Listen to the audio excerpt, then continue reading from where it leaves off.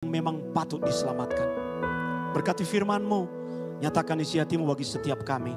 Demi nama Tuhan Yesus, semua yang siap mendengar firman Tuhan berkata, amin. Silakan duduk saudara. Shalom.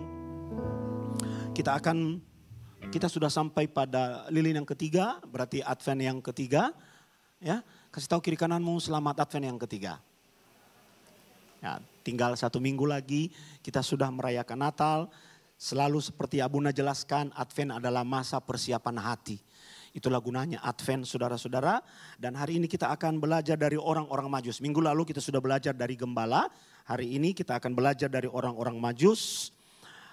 Matius pasal yang kedua, saudara, ayat 1 sampai dengan ayat yang ke-12 kita akan baca bergantian. Matius pasal 2 ayat 1 sampai dengan ayat yang ke-12. Sesudah Yesus dilahirkan di Betlehem di tanah Yudea, pada zaman Raja Herodes, datanglah orang-orang Majus dari timur ke Yerusalem. Saudara, ayat 2.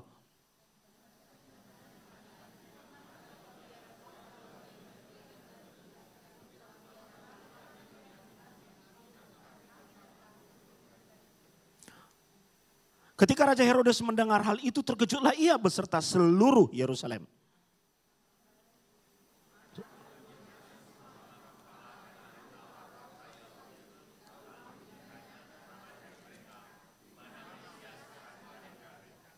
Mereka berkata kepadanya, di Betlehem, di tanah Yudea, karena demikian ada tertulis dalam kitab Nabi, ayat 6, saudara, 2-3.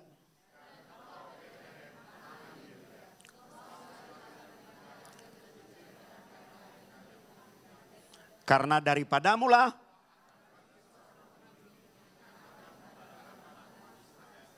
lalu dengan diam-diam Herodes memanggil orang-orang Majus itu dan dengan teliti bertanya kepada mereka, bila mana bintang itu tampak?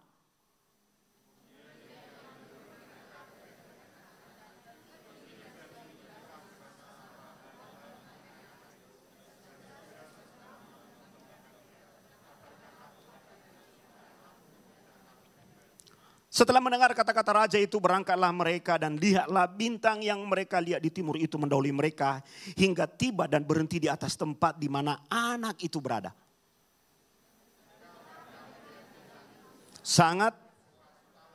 Maka masuklah mereka ke dalam rumah itu dan melihat anak itu bersama Maria ibunya, lalu sujud menyembah dia. Mereka pun membuka tempat harta bendanya dan mempersembahkan persembahan kepadanya, yaitu emas, kemenyan dan mur. Dan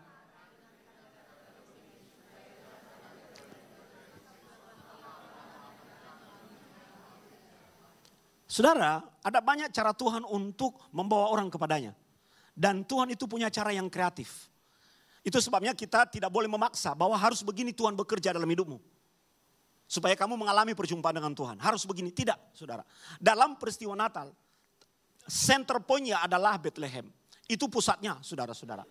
Dan orang datang dari mana-mana untuk mengalami perjumpaan dengan Tuhan di Betlehem. Coba lihat gembala. Gembala pergi ke Betlehem untuk mencari Tuhan. Mereka berawal atau berasal dari padang penggembalaan. Bagaimana dengan orang Majus? Ketika gembala mendengar berita tentang kelahiran juru selamat, malaikat yang datang. Itu cara Tuhan untuk membawa orang kepadanya. Tapi apa yang terjadi kepada orang-orang Majus? Apa malaikat yang datang kepada mereka? Tidak. Pengetahuan dipakai, saudara. Itu sebabnya saya selalu katakan kepada teman-teman di lingkungan akademik. Pikiranmu itu bisa dipakai oleh Tuhan untuk membawamu kepadanya. Bukan hanya pengalaman hidup seperti para gembala. Pengalaman hidup memang bisa membawa kita mengalami perjumpaan dengan Tuhan. Tapi pikiran kita, kemampuan intelektual kita juga bisa kita taklukkan dan menuntun kita kepada Tuhan atau bertolak belakang pada jalannya. Yang terjadi dalam kisah Natal ini, yang melibatkan orang-orang Majus, mereka tidak dikunjungi oleh malaikat, saudara. Coba lihat di dalam pasal 2 ayat 1. Sesudah Yesus dilahirkan di Betlehem di tanah Yudea pada zaman Raja Herodes. Kata sesudah di situ bukan besoknya, bukan. Artinya lahir hari ini maka besoknya, tidak. Kata sesudah di situ adalah rentang waktu yang sangat panjang sampai 2 tahun. Sehingga ketika orang Majus datang ke Betlehem, Yesus sudah tidak lagi dalam palungan. Jadi drama-drama Natal yang bawa-bawa Yesus di dalam palungan digendong oleh Maria lalu datang orang Majus menyembah dia itu salah, tidak Alkitabiah. Sudah 2 tahun, Yesus sudah jalan-jalan, udah lari-lari seperti anak kecil itu, saudara. Datanglah orang-orang Majus dari timur ke Yerusalem. Mengapa ada penekanan kata dari timur? Tidak hanya bicara secara geografis. Tapi ini bicara untuk identifikasi. Orang-orang yang dari timur itu kuat di dalam akal pikiran mereka. Saudara-saudara. Dan mereka adalah orang-orang Iran. Orang-orang yang berasal dari Mesopotamia. Dari wilayah yang kalau kita melihat peta zaman dahulu itu timur dekat kuno. Orang-orang Iran, saudara. Mereka adalah ahli-ahli astronomi. Jadi Tuhan bisa pakai kemampuan intelektual seseorang. Bukan hanya pengalaman seperti para gembala. Agar melalui otak seseorang mengalami perjumpaan dengan Tuhan. Haleluya. Yang saya temukan hari-hari ini. Banyak kalangan teolog-teolog kok makin pintar. Udah magister, udah doktor, udah profesor. Jauh dari Tuhan. Berarti dia mencoba membangun kekuatan untuk menyaingi Tuhan melalui pikirannya. Dia lupa bahwa sebenarnya pemilik kekuatan otak dan pikiran itu adalah Tuhan. Saya nggak tahu saudara, 2 minggu terakhir otak saya ini bekerja cepat. Aneh itu. Seperti otak anak muda. Jadi kalau saya nulis misalnya butuh 2 jam, 3 jam. Saya 1 jam sudah bisa selesai tulisan. Aktif. Aneh itu. Saya sampai ngomong sama istri, sama Abu nih. "Ma, kenapa ya otak saya tiba-tiba seperti ada keajaiban. Seperti ada tangan ekstraterestrial itu. Makhluk UFO, pegang kepala Abuna, jepret." Ketika Abuna baca, saudara, 2 minggu terakhir ini. Saat Abuna baca buku. Saya bisa menyelesaikan 1 buku dalam sehari, saudara. Tapi Abuna bisa aneh. Di situ saya mengerti bahwa kemampuan intelektualmu bisa dipakai oleh Tuhan untuk menemukan dia. Sama seperti orang-orang Majus. Orang Majus dari timur orang pintar. Orang yang belajar. Orang yang cerdas, saudara.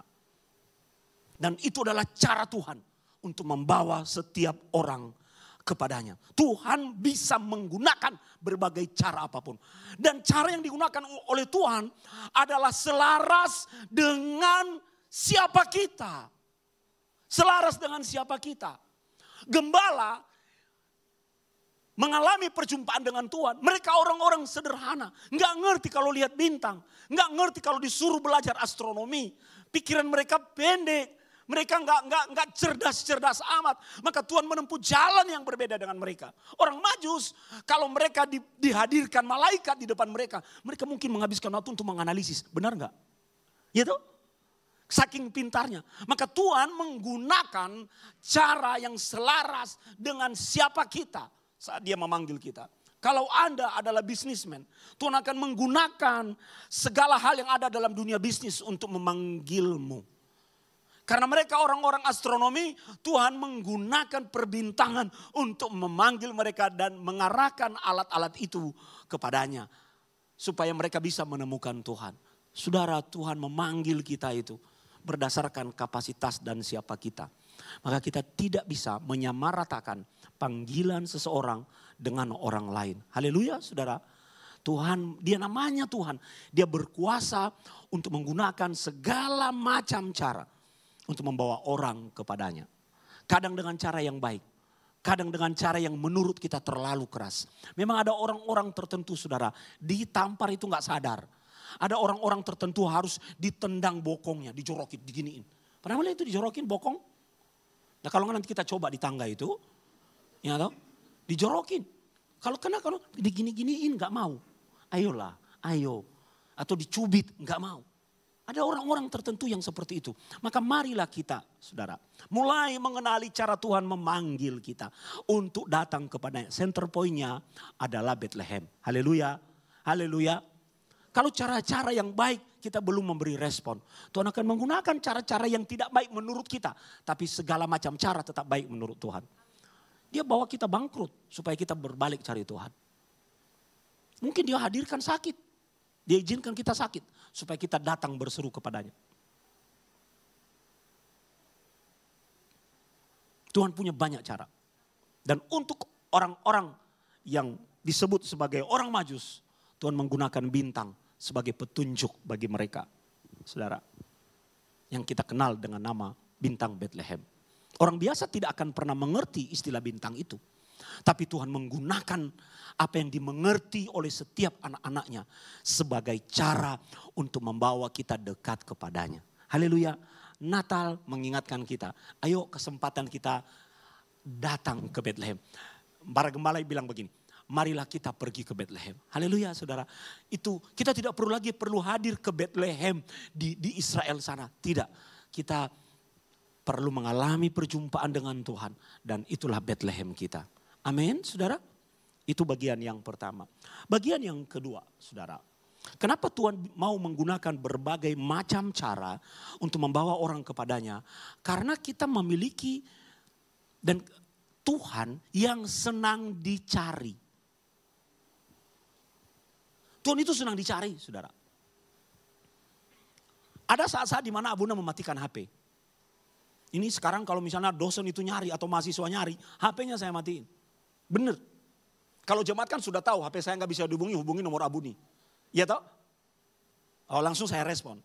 Tapi ya Ben Abuna saya matiin. Saya nggak mau dicari. Karena urusan nilai. Ada mahasiswa itu punya trik-trik saudara. Jangan pikir mahasiswa itu bodoh ya. Dia bilang, Abuna nilai sudah saya buat. Dia berkata, Abuna mohon maaf saya terlalu sibuk Natal. Saya baru bisa submit paper saya hari ini. Saya berkata, kamu bolak-balik saya kasih tahu bahwa tidak boleh melewati deadline. Iya Abuna saya lupa tapi saya sudah menyelesaikan paper saya. Enggak bisa. Enggak boleh.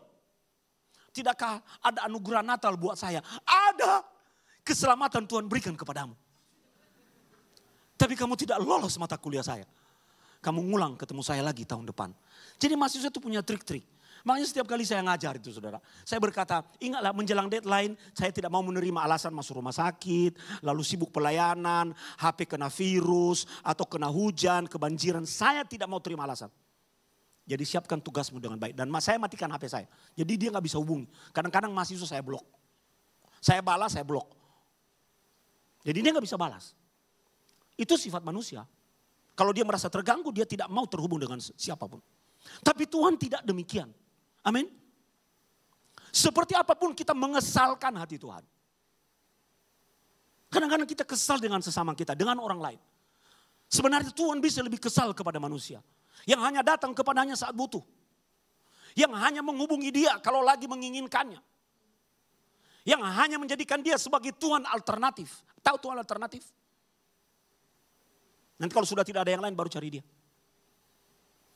Kesal Tuhan loh sama kita. Kalau kita ukur dari sifat-sifat manusia. Tapi apakah Tuhan benar-benar demikian? Tidak. Pelajaran kedua di Natal ini. Yang kita lihat dari orang-orang Majus. Tuhan mau kita mencarinya. Bahkan dia mengkondisikan kita untuk mencari Tuhan. Ini adalah momentum bagi kita saudara-saudara. Momentum bagi kita. Untuk mencari Tuhan dan mengalami perjumpaan dengan Tuhan. Selalu Abuna ajarkan di mana-mana. Perjumpaan dengan Tuhan dapat membuat hidup kita berubah. Dan hidup kita tidak akan pernah sama lagi. Kalau kita berjumpa aja dengan presiden, kita bangganya minta ampun. Bangganya minta ampun, saudara. Kalau kita berjumpa dengan pejabat, bangganya minta ampun. Kalau perlu kita foto. Nah, perjumpaan dengan Tuhan. Seharusnya kita jauh lebih bangga. Bahaya di dalam kekristenan adalah ketika statusnya sebagai orang Kristen. Tapi sesungguhnya hidupnya tidak benar-benar mencerminkan kekristenan yang sejati. Dia tidak benar-benar mengalami perjumpaan dengan Tuhan. Karena apa saudara? Dia menjalani kehidupan agamanya secara rutinitas. Kehidupan agamanya secara agamawi. Banyak orang dan kekristenan yang dibangun dari dasar agamawi saudara. Dan tidak akan dapat apapun. Tidak akan dapat apapun. Melalui orang Majus. Kurang pintar apa orang-orang Majus ini. Melalui mereka kita belajar bahwa mencari Tuhan jauh lebih penting dari segala kapasitas, kualitas, eksistensi akademik, kepintaran, kecerdasan apapun. Haleluya. Kadang-kadang kita tidak bisa memahami Tuhan dengan kapasitas kita. Tapi kita bisa memahaminya melalui perjumpaan dengan Tuhan. Karena dia ingin kita menemukannya. Seperti petak umpet dulu waktu revival kecil itu dulu saudara. Revival kecil dulu itu kami suka main petak umpet di Adenia itu. Jadi saya sengaja bersembunyi tapi sengaja membiarkan sebagian badan saya yang lain nongol. Jadi dia bisa menemukan petunjuk untuk menemukan saya. Seperti itu Tuhan. Dia mau kita mencarinya tapi dia tidak mempersulit kita untuk menemukan dia. Dia bahkan memberikan tanda-tanda dalam pencarian kita di dalam sejarah. Dalam daily life kita. Dia memberikan tanda agar kita bisa menemukan dia. Tuhan bukan Tuhan yang susah ditemukan. Manusia yang kadang susah ditemukan. Pak Daniel ini sudah beberapa hari saya cari, gak ketemu. Ya tahu, kemana nih Pak Daniel? Ya kan? Lebih gampang menemukan Tuhan daripada menemukan manusia. Ini poin yang kedua, saudara. Kesempatan kita untuk berjumpa dengan Tuhan. Jangan jadi orang Kristen agamawi yang hanya hadir ke gereja setor muka kepada gembala. Itu gak penting setor muka ke gembala. Yang penting setor muka ke Tuhan. Tuhan tahu hatimu. Karena Tuhan membiarkan kita mencarinya, itu artinya apa? Dia mau kita membutuhkannya. Haleluya. Dia mau kita membutuhkannya. Itu saudara. Oh, anak ini membutuhkan aku. Oke. Karena dia mencariku, aku akan membiarkan ditemukan. Dia membutuhkan aku. Tuhan senang loh pada orang-orang yang membutuhkan dia. Perjalanan jauh itu dari Iran menuju Yerusalem, saudara. Kurang lebih 2 tahun. Dan untuk pencarian akan Tuhan, 2 tahun itu terasa singkat bagi orang-orang Majus. Bagaimana dengan kita? Jangan sampai KTP kita Kristen. Tapi kita jauh dari keterhubungan dengan Tuhan karena kita tidak sungguh-sungguh mencarinya. Sebagai gembala itu Abuna paling bisa menilai jemaat. Siapa yang sungguh-sungguh cari Tuhan atau tidak. Kadang-kadang saya guyon, oh belum butuh dia. Belum butuh. Kalau nek butuh pasti teko. Percayalah. Tapi apakah kita mau seperti itu? Orang Majus. Saya pernah menceritakan ini kepada saudara ya. Orang Majus itu 2 tahun di atas punggung unta. 2 tahun. Pantatnya rak kapalan. Coba pernah lihat anjing yang pantatnya itu ada ini di sini tuh. Ada tuh? Pernah lihat? Tahu kenapa ada anjing keluar daging-daging di sini? Karena dia lama duduk. Betul ya? Kapalan. Kalau kita pukul-pukulan itu, tangan kita bisa ada kapal di sini. Orang Majus. Enggak kapalan pantatnya. 2 tahun di atas punggung unta. Hanya untuk datang ke gereja. Berapa lama tuh ibadah gereja kita? Sudah jarang 2 jam ibadah gereja kita sekarang. Rata-rata 1,5 jam. Sore berapa lama? Cuma 1 jam. Kecuali kalau kita ada ibadah khusus. Agak lama sedikit. Enggak kapalan pantat kita ini. Enggak kapalan. Orang Majus bayar harga. Tapi kalau mau terima berkat Tuhan kita nomor 1 maju. Sementara harga apa yang sudah kau bayar padaku nak? Harga apa? Alah rumahku jauh, alah hujan, apalagi itu? Alah sakit, adalah kepalaku cekot-cekot. Apa nih? Boyoan. Saya tak ibadah di rumah aja. Alah kaki saya pincang. Tapi sekarang saya udah lancar ya. Puji Tuhan ya. Itu loh dalam Tuhan tak doain terus Tuhan. Jamah Tuhan. Ada bekas operasi di sini. Jamah Tuhan. Kan dokter bilang harus jalan. Kalau nggak jalan nanti bengkak. Pak Sony harus jalan. Sakit, jalan. Jalan. Masih kemang tapi ya jalan. Itu harga yang harus saya bayar. Untuk sesuatu yang baik. Saudara Tuhan mau kita menjadi seperti itu. Untuk apa kita mencarinya? Di Natal ini kita belajar dari orang Majus. Poin yang ketiga.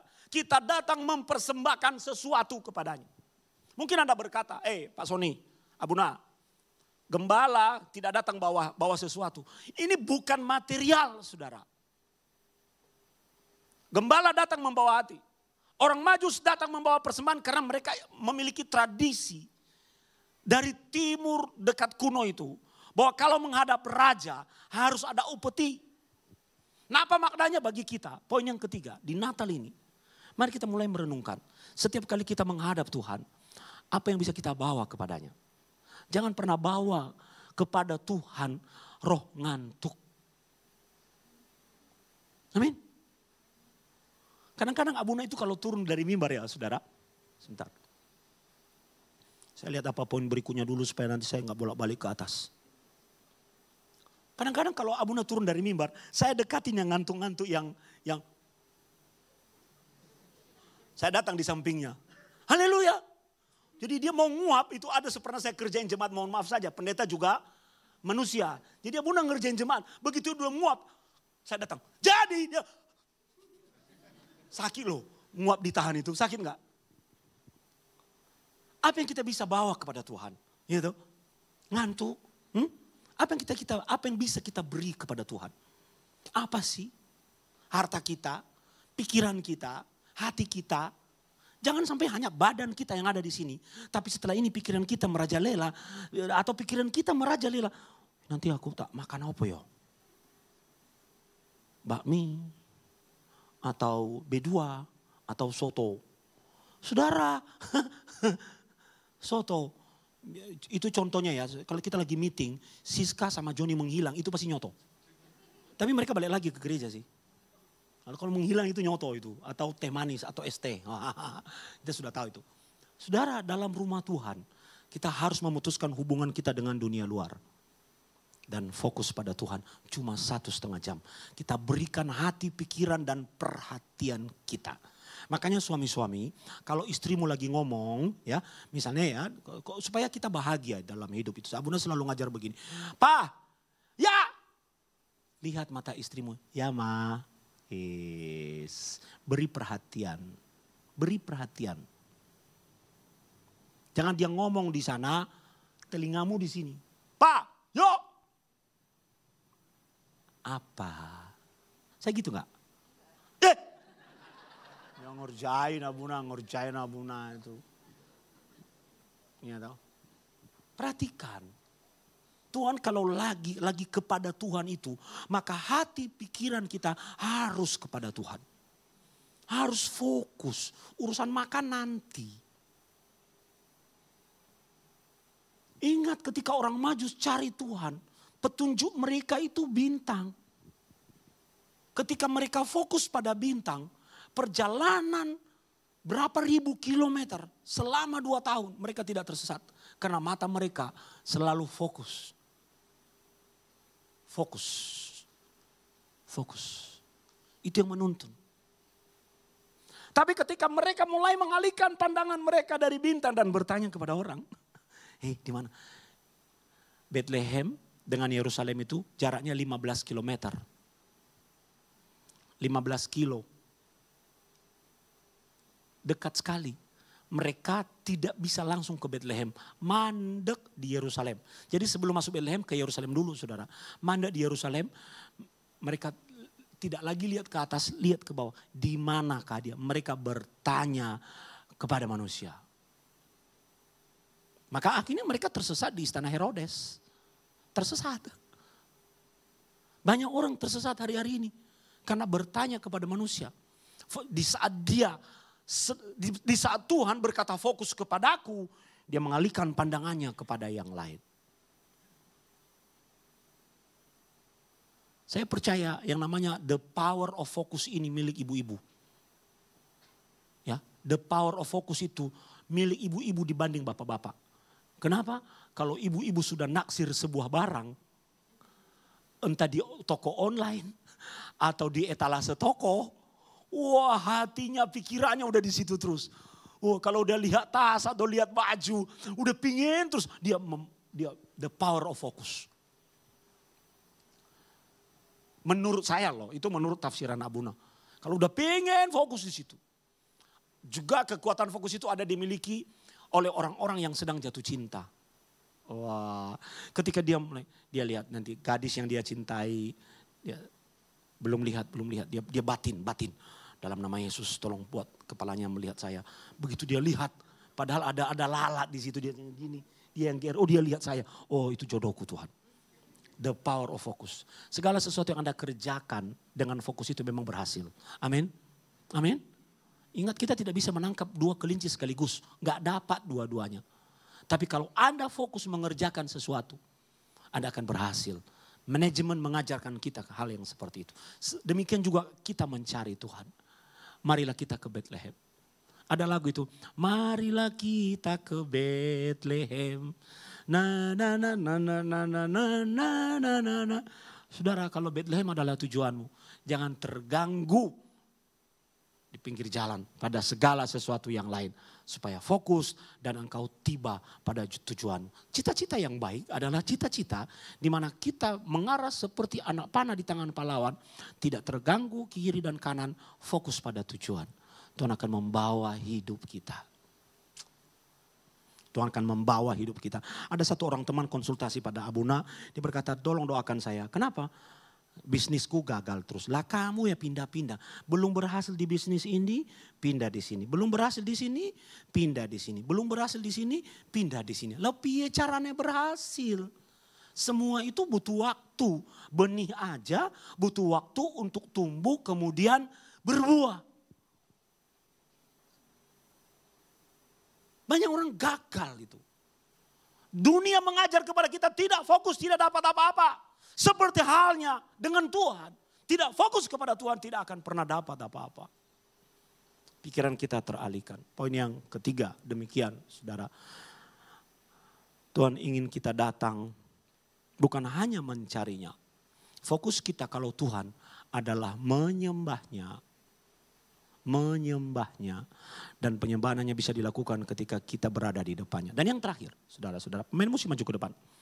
Tuhan mau kita mendengarkan dia sebenarnya. Tuhan mau kita mencari dia. Karena dia mau kita mendengarnya. Di Natal ini gembala dilatih untuk mendengar Tuhan. Dan kita juga melihat bagaimana Tuhan memberikan petunjuk kepada orang-orang Majus. Untuk tidak lagi kembali ke istana Herodes. Dan di dalam akhir pasal 2 itu kita melihat bahwa orang-orang Majus itu karena mereka sudah diperingatkan dalam mimpi. Jangan kembali kepada Herodes. Maka pulanglah mereka ke negerinya melalui jalan lain. Natal itu kesempatan kita untuk mendengar Tuhan. Hasil dari pendengaran akan Tuhan adalah pertobatan. Kata jalan lain di sini, another way, adalah jalan yang tidak Anda lalui sebelumnya. Jalan baru yang bersifat bertolak belakang dari jalan yang lama. Kita datang kepada Tuhan sebagai seorang pendosa. Maka kita akan kembali dari Tuhan melalui jalan yang lain. Tidak lagi menggunakan jalan yang sama. Sebagaimana kita datang sebagai seorang pendosa, kita kembali sebagai orang-orang yang sudah dimenangkan. Another way. Mari berdoa supaya Anda menemukan jalan lain dalam hidup saudara. Jalan yang baru. Hasil dari perjumpaan dengan Tuhan. Itu akan membawa hidup kita berubah. Orang kalau sudah berjumpa dengan Tuhan. Maka orang lain harus bisa melihat bahwa ada perubahan. Amin. Itu yang disebut dengan another way. Jalannya udah beda. Jalannya udah berubah. Perilakunya sudah berubah. Mari kita bangkit berdiri, saudara.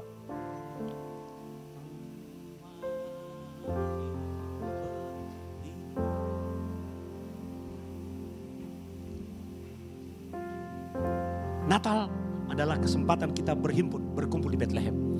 Dan saya sudah menjelaskan apa maknanya dalam kehidupan kita. Letakkan kedua tanganmu di dadamu.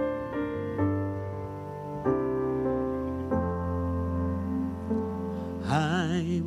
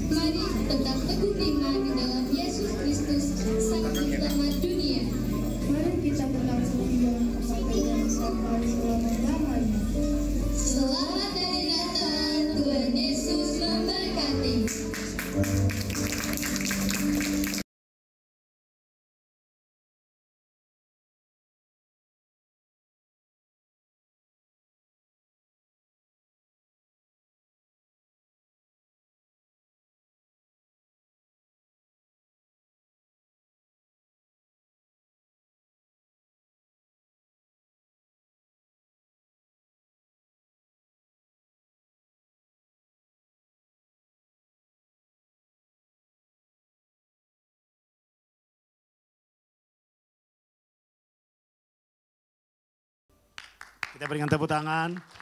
Terima kasih untuk Bapak Ibu guru sekolah minggu. Ayo kita berdoa dulu untuk anak-anak sekolah minggu ya yang ulang. Yang sekolah minggu kemarin banyak sekarang yang hadir hari ini kok segini ya? Hah? Kok segini? Ayo kita angkat tangan kita untuk anak-anak kita Bapak Ibu. Bapak berkati anak-anak kami, pakai hidup mereka dan biarlah sejak kecil mereka mengenal Engkau secara pribadi. Mereka akan memiliki masa depan yang baik, fokus dan melayani dan mengasihi dan memberi yang terbaik buat Tuhan. Berkat-Mu atas hidup anak-anak kami ini Tuhan. Dan biarkan juga mereka menjadi saksi, terang dan garam. Mereka memiliki tubuh yang sehat dan otak yang cerdas. Dalam nama Tuhan Yesus sama-sama kita katakan amin. Ya, saudara,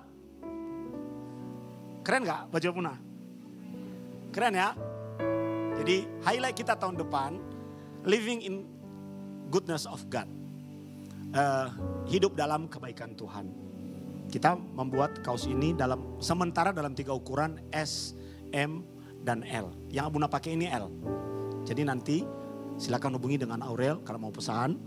Kita butuh dukungan karena kita akan membeli dan sudah membeli 2 kontainer seukuran 20 kaki. Satu dipakai untuk sekolah minggu kelas besar di depan nanti.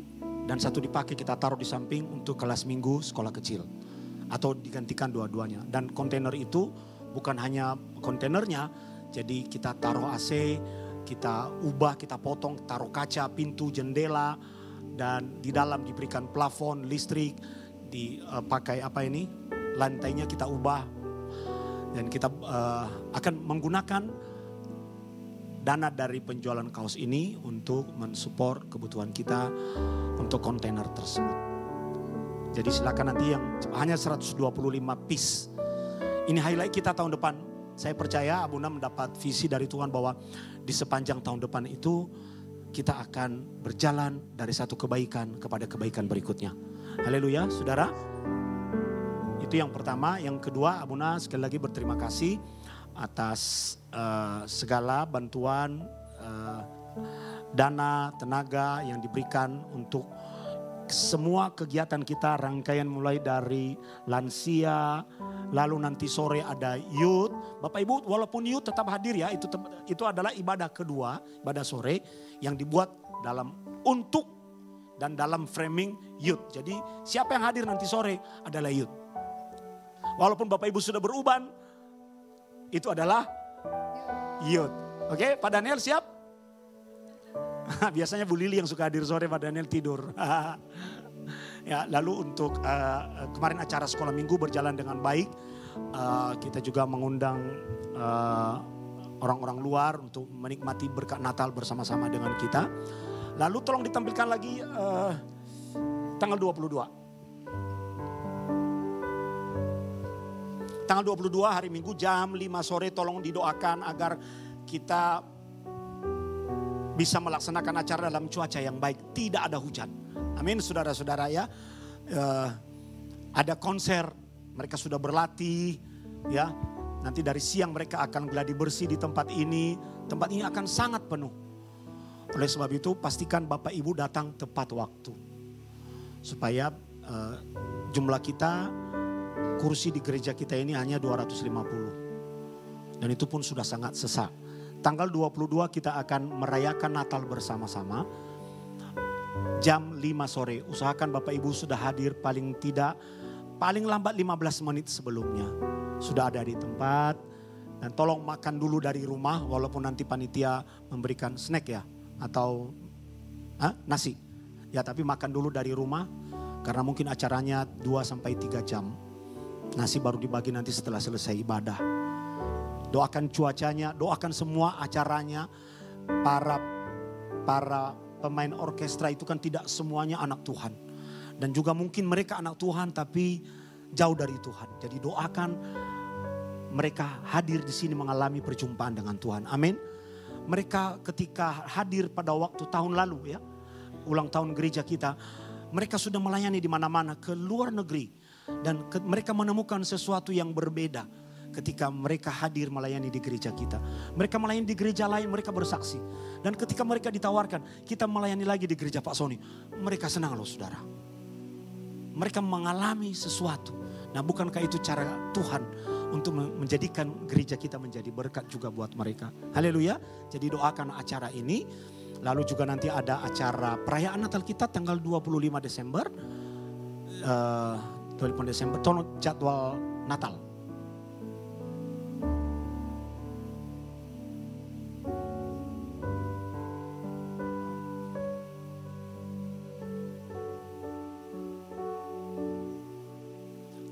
Jadi kegiatan kita tanggal 22, kemudian tanggal 25 Desember, hanya pada tanggal 25 Desember kita laksanakan jam 8 pagi. Jadi kemudian hari Sabtunya kita berkumpul lagi ke gereja jam 7 malam sampai jam 9 untuk doa, menutup tahun itu, menutup dengan Tuhan dan mengawali bersama Tuhan. Jadi setelah itu biasanya nanti setelah jam 9 yang pulang silakan pulang, yang tinggal akan berdoa bersama-sama dengan Abuna sampai jam 00.30, setelah itu balik. Besoknya tanggal 1 tidak ada acara, tidak bisa tidur bangun sampai siang. Kita baru ada acara tahun baru nanti tanggal 5 Januari. Nah Abuna akan mengingatkan kembali bahwa tanggal 5 Januari yang kita ibadah agak panjang. Karena Abuna akan mendoakan jemaat satu-satu, ada perjamuan kudus, ada pembagian ayat emas. Tolong bawa dan persiapkan benda yang berkaitan dengan pekerjaan Bapak Ibu. Kita angkat dan kita doakan di hadapan Tuhan. Ya, kalau Bapak Ibu bekerja di salon, kalau perlu bawa kap salonnya. Ya toh? Bapak Ibu bekerja truk, bawa truknya. Ya, ada yang bawa telur ayam karena bisnisnya adalah telur ayam. Bawa yang berkaitan dengan pekerjaanmu. Yang Ayub membawa beras, ya. Bawa yang berkaitan dengan pekerjaanmu. Tin itu bawa alat-alat kue, ya toh. Silakan Pak Johan Dinamo, ya. Sama tukang kayu loh Pak Johan ini tukang kayu, saudara. Jadi bawa kayunya sama dinamonya. Joni apa bisnisnya? Bawa apa? Mobil. Pak Jimmy, bisnisnya Pak Jimmy itu adalah karangan bunga, saudara. Ya, Rudi apa? Gelas kaca, plastik, karet. Bawa semua. Tidak perlu, tidak butuh itu ya. Setelah selesai kita doakan, bawa pulang lagi ke rumah. Jangan nanti kita nggak butuh itu. Yang kita butuhkan adalah bawa benda yang berkaitan dengan pekerjaan. Lah Buna, kalau aku orang kantoran, yang saya bawa apa? Bawa target-target kerjamu. Ya, kita doakan, kita angkat di hadapan Tuhan. Abuna selalu mengajar bahwa apa yang dimulai bersama Tuhan, Tuhan sendiri akan menjaga, memelihara, dan membuatnya berhasil. Nah Pak Daniel ini adalah CEO dari anggur. Anggur orang tua. Bawa anggurnya. Ya toh? Bawa. Pak.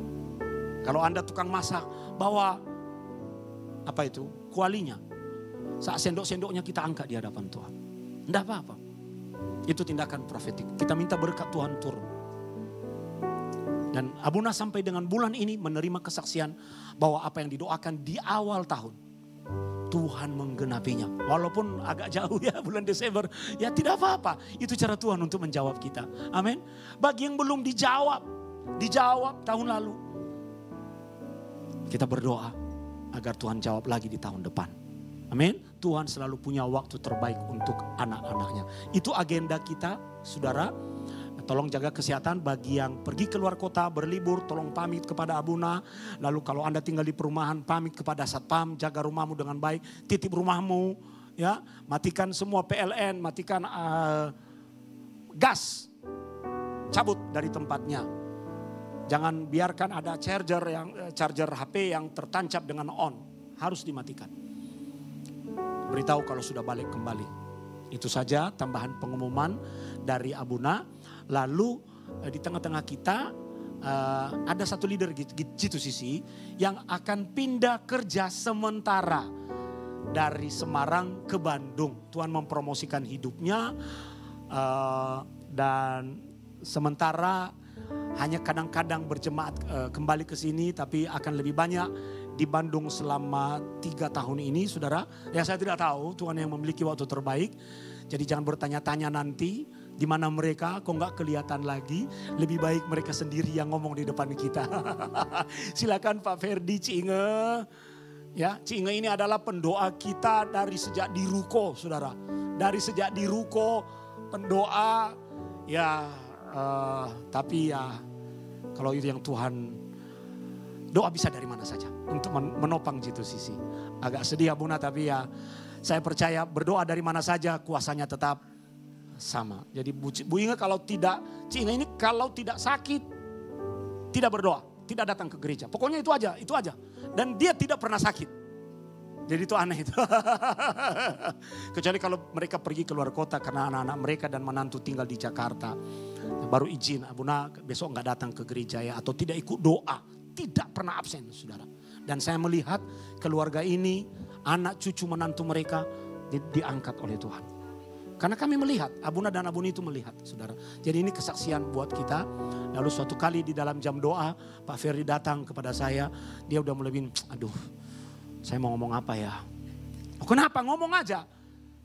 Aduh saya bau berat ngomongnya. Aduh ada apa nih saya bilang. Dia cerita. Tapi Abuna berkata, itu hanya sementara. Amin. Nanti sejauh-jauh anak pergi, kembalinya juga ke rumah. Mari silakan Pak Ferdi. Terima kasih Abuna. Shalom Bapak Ibu Jemaat J2CC. Hari ini agak berat buat saya ngomong. Terpaksa hari ini saya mohon pamit untuk sementara.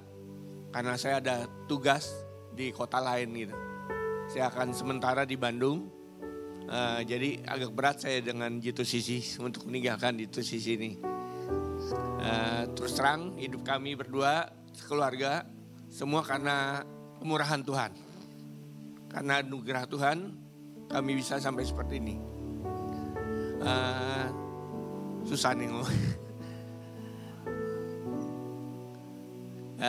Seperti tadi Abuna katakan bahwa ini sementara. Sejauh-jauhnya anak pergi akan kembali ke rumah. Ya mungkin saya sementara untuk di kota lain. Untuk menyelesaikan tugas-tugas yang diberikan.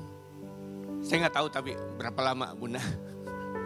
Ya sebenarnya saya ini berpikirnya udah tinggal di Semarang harusnya. Karena saya juga sebetulnya kerja sudah pensiun. Cuma perusahaan masih tetap memakai jasa saya. Sampai dengan 5 tahun ini. Bahkan sekarang saya disuruh pegang ya perusahaan lain gitu. Di Bandung. Jadi terpaksa saya harus meninggalkan Semarang. Mohon doanya agar saya diberikan kesehatan. Kami sekeluarga untuk jaga hati. Untuk tetap setia kepada Tuhan. Itu aja Bunda. Terima kasih. Ayo kita sambil berdiri, kita nutup ibadah kita berdoa untuk keluarga Pak Ferdi. Angkat tanganmu, kita berkati mereka, kita utus mereka dengan doa kita. Bapa di dalam nama Tuhan Yesus, kami mengutus Pak Ferdi, Ci Inge untuk satu pekerjaan baru di Bandung yang kami tidak tahu kapan akan kembali bersama-sama dengan kami. Tapi kami percaya bahwa ini caramu memberkati keluarga ini, mengangkat hidup mereka. Oleh sebab itu Tuhan, biarlah semua yang baik dari tempat ini menjadi satu bekal dan kekuatan iman di tempat yang baru. Dan mereka juga bisa bertumbuh dan menjadi berkat di sana. Kau menjaga keluar masuk mereka, menjaga hidup mereka Tuhan. Dan tidak ada hal yang jahat atas kehidupan mereka. Tuhan mengangkat karir mereka dan memberkati anak, menantu dan cucu mereka. Bahwa keluarga ini satu keluarga besar untuk tetap mengasihi dan melayani Tuhan. Walaupun kami saling berjauhan, kami tetap merupakan keluarga di dalam Tuhan. Terima kasih Tuhan. Kami juga mengucap syukur selama 1 minggu ini. Kami sudah bekerja, melakukan berbagai macam hal. Pekerjaan, pelayanan, apapun itu Tuhan. Itu semua karena kebaikan Tuhan. Dan biarlah tangan Tuhan yang kuat memberkati kembali anak-anak-Mu. Dalam pekerjaan, keluarga, kesehatan, studi dan apapun. Yang sakit Engkau sembuhkan. Yang lemah Engkau kuatkan. Dan biarlah Tuhan di Natal ini kami boleh mengalami anugerah Tuhan yang sejati. Kami berdoa dan membawa dalam tangan-Mu seluruh acara dan kegiatan Natal. Sore nanti adalah KKR Natal anak-anak youth. Juga acara Natal pada tanggal 22, 25, All and New tanggal 31. Dan awal tahun pada tanggal 5. Kami percaya Tuhan tuntun kami. Dan Tuhan memberkati semua pekerjaan itu. Sehingga bukan hanya karena ritus dan ritual, tapi kami mengalami perjumpaan dengan Tuhan dan hidup kami diubahkan. Terima kasih Tuhan. Kami percaya bahwa Engkau memberikan cuaca yang baik hari ini. Buka kedua tangan-Mu dan pulanglah dengan membawa berkat Tuhan.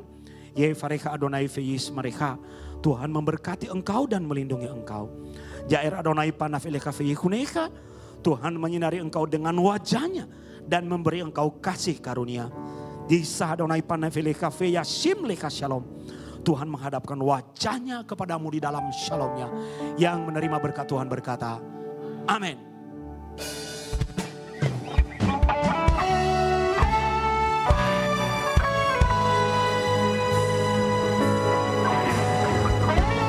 Mari sama-sama katakan. Mau selalu bersyukur kepadamu Tuhan.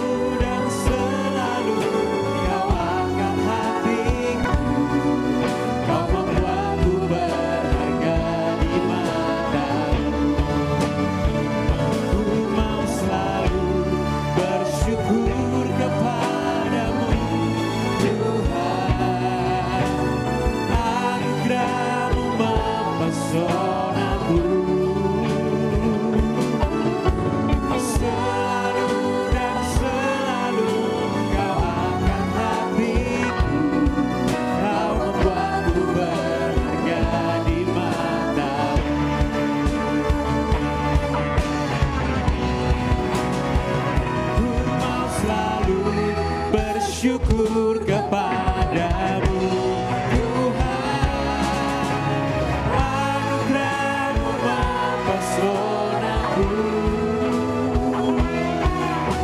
Selalu dan selalu Kau angkat hatiku, Kau membuatku berharga di mata-Mu. Selalu dan selalu Kau angkat hatiku, Kau membuatku berharga di mata-Mu. Selalu dan selalu Kau angkat hatiku, Kau membuatku berharga di mata-Mu.